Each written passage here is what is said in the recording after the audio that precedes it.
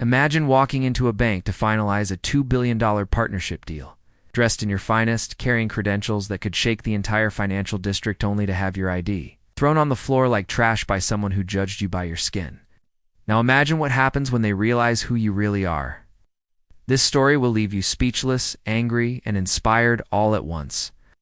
Don't scroll away. Hit subscribe now so you never miss another story that uncovers the truth beneath the surface and gives power back to those too often overlooked. It was a crisp Monday morning in downtown Chicago, and Jordan, Amani Walker, stepped out of her sleek black SUV with poise that came only from years of battling through boardrooms, being underestimated, and winning every time. The 39-year-old CEO of Novatech Global, a tech firm valued at over $1.7 billion, had just finalized the last leg of an international merger that would catapult her company into the rare air of elite billion-dollar conglomerates. Dressed in a custom ivory Armani pantsuit and Louboutin heels, her lokes twisted neatly down her back, Jordan walked confidently toward the revolving doors of Ashland Federal Bank to sign the final wire agreements.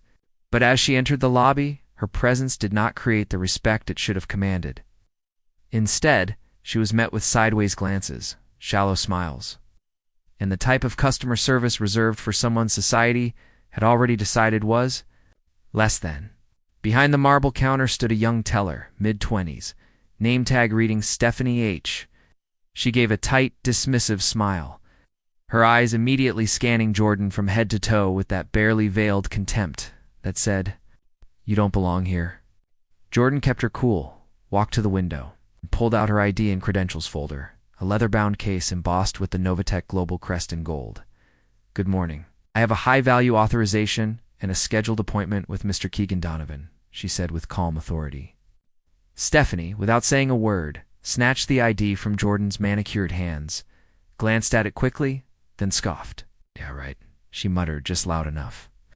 And then, with the smug confidence of someone who thought they were untouchable, she flicked the ID toward the marble floor, skidded across the polished surface, and landed inches from a janitor's mop bucket.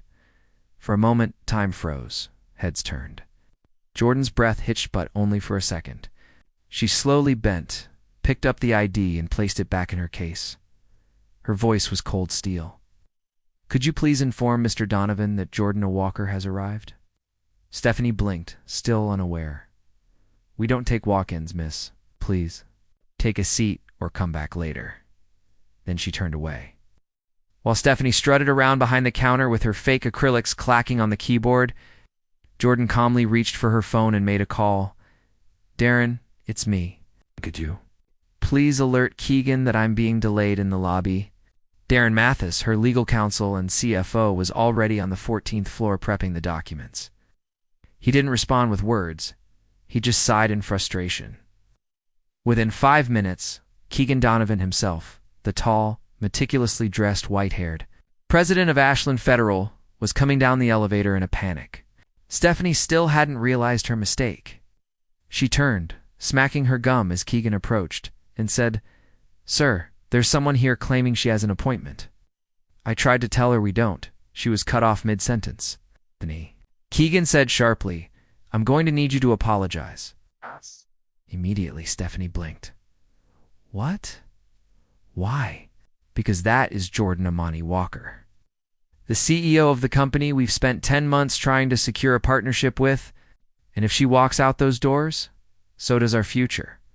The color drained from Stephanie's face. Her mouth opened, but no words came out. "Now," Keegan demanded. Stephanie turned, visibly shaken.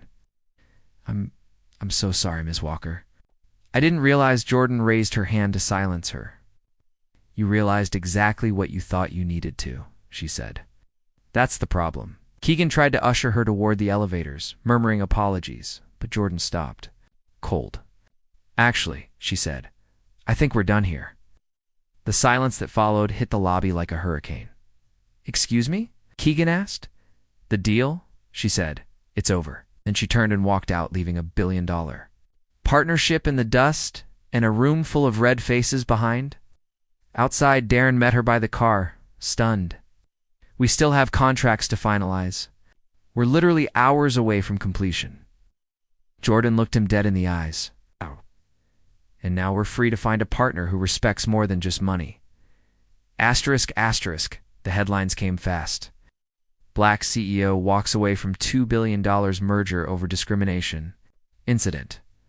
Within 24 hours, Novatech's PR department had received over 1,400 media requests. Jordan refused them all. Her silence became louder than any interview. Social media exploded. Twitter, TikTok, and LinkedIn were ablaze with hashtags like #IDONT, have to prove my worth, and #Jordan Walker was right. Celebrities, CEOs, and civil rights activists all chimed in. Meanwhile, Ashland Federal's stock dropped 12% overnight.